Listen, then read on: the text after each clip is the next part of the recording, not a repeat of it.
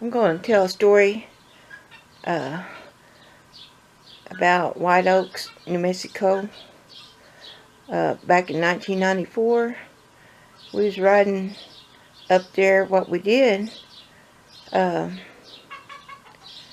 we rode up there after a fire in the mountains. So we just wanted to see what it'd be like riding through a place that had fire, because we never done that before. And Bill was riding a horse called Big Red, and our trail dog, it was a female dog, we found in a creek bed one time. Someone dumped her when she was just a little puppy. So she became our trail dog. Her name was Gila, Gila. That's how you spell her name. So we was going through the mountains, looking around at the fire, and you'd be surprised because everything's black, and you don't think of hitting tree limbs, or you sure don't feel them. But the time we got out of there, we had soot all over us, and I thought, well, golly, it's not like we run into a tree. But anyway, adventure, going through after a forest fire is just all different looking. The creek beds coming down the mountains, they were sooty black. You could see all the rocks, all the hiding spots. We've been through there before, up in the mountains, and there's rock outcrops that you've never seen. It's amazing, the difference. So I got a picture I'm putting up of Bill riding Big Red, and he put Gila on the horse because we wore her out. What happened? So we went through the mountains and come on down on a different side, but we didn't want to backtrack on the trail because of all that soot. So we was going to go around the lower part of the mountain, and we got in a thicket of oak trees, and they were probably about knee high, and me sitting on a horse about that tall, probably about 4 or 5 foot. Just a thicket of them. And poor Gila, and we had a hard time with the horses. She was trying to follow us on, whatever kind of trail we made. It was hard enough on the horses, but for her, we just wore her out. So I got down and shoved her up on Bill's saddle, and never rode on the saddle before. She loved it. She was so tired and resting. And too, when we was up there in the mountains, we seen where they made a helicopter landing. A big old circle. Somebody went in there, cut woods, and made a helicopter landing up there. But anyway, it was kind of interesting to go through the area. But I'm telling more of a story than that about White Oaks, because we rode through the years up in White Oaks. And it was a mining town a long time ago, and it's been a wild place anyway through the years. And I do got video about White Oaks, about the saloon. There's been some wild times at that saloon, and it just has been an interesting place. But people report, we know people that seen people up there. One time, someone told us they was riding their horse up in the mountains. There's old roads up there because it was a mining area, and there a person was walking down one of them roads. He was kind of like a hermit, and way up in there. And he nodded his head like, hi. And the other guy was walking down the hill like, yeah, hi. And he thought, wow, that's strange to see somebody up here, especially without water. So another time, it was said, somebody said, they spotted someone up in there with buckskins wearing leather, like the old time. Well, you know, stories just go here and there about it. But I'll have to tell you about our time up there. We got our own story. So we knew where this shack was. Oh, it was a little bit bigger than our well house. And it had a broken wood heater in it. Dirt floor. It had a door. And so one day we thought, well, let's go up to that, you know, going up White Oaks and go to that shack with our metal detector and look around. And we did. And what was nice about that shack, not too far in the woods, was a big old water hole, about 20 by 20, just plumb full of water. There was a spring there, and we took the horses over there to get some water, because to get there, you know, we rode horses. And the woods was kind of not a bad thicket, but kind of a thicket somewhat. So, you know, we had to wiggle our horses around to get to that water hole. So that was a good place for that cabin, because there's not much water holes up there in the mountains. So what we figure, there probably was a mine up there, whoever had that shack. So the hillside was pretty close, so I thought, well, it'd be nice to come back up here sometime, maybe in the winter, and see if we can't find a mine, you know, up on the hillside. So we got the metal detector in there.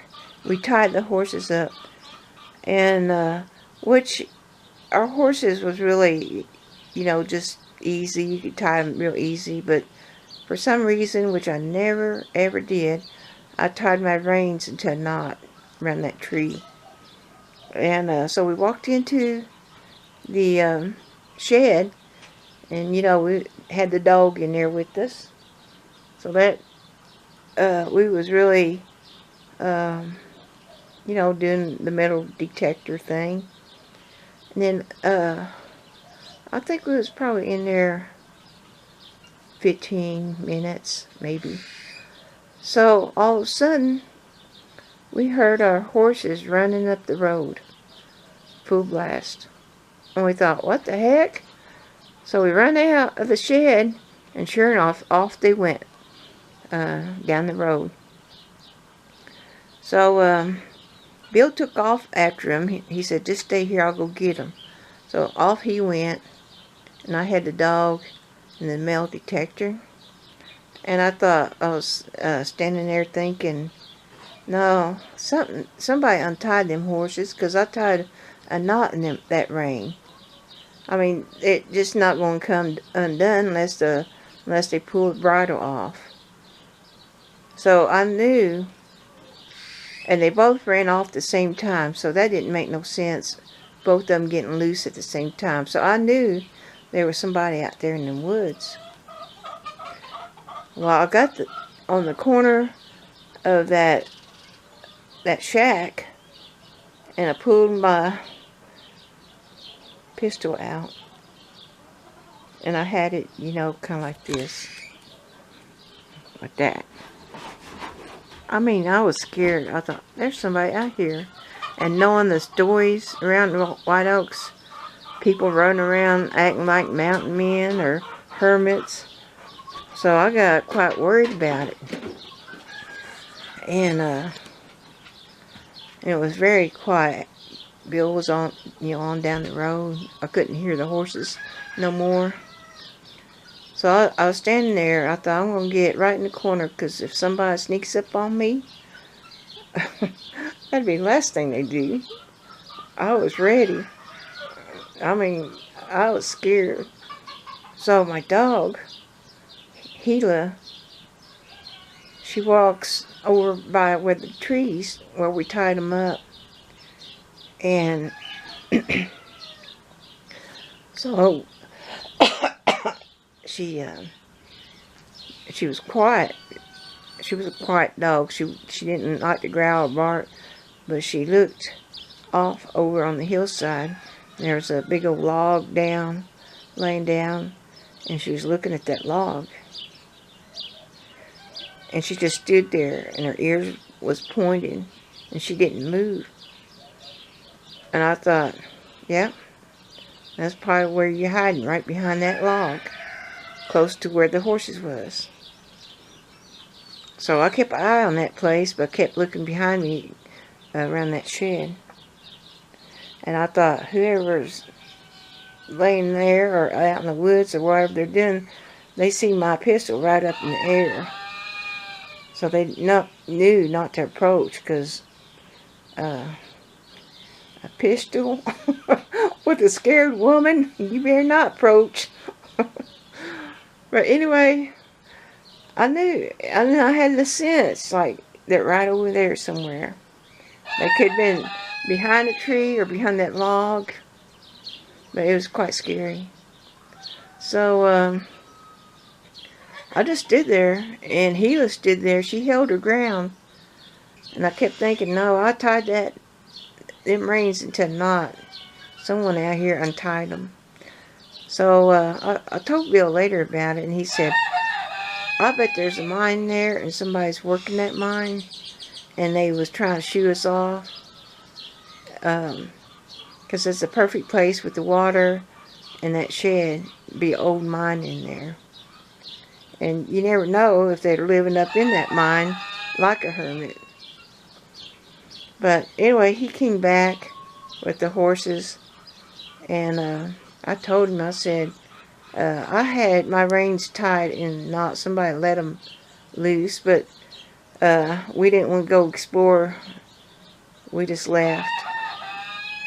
And I was glad I had the dog there, because the dog just stood there like, you better not come over this way. And I'm glad I was toting a gun. Oh my gosh. So we left, but we never did go back, ever.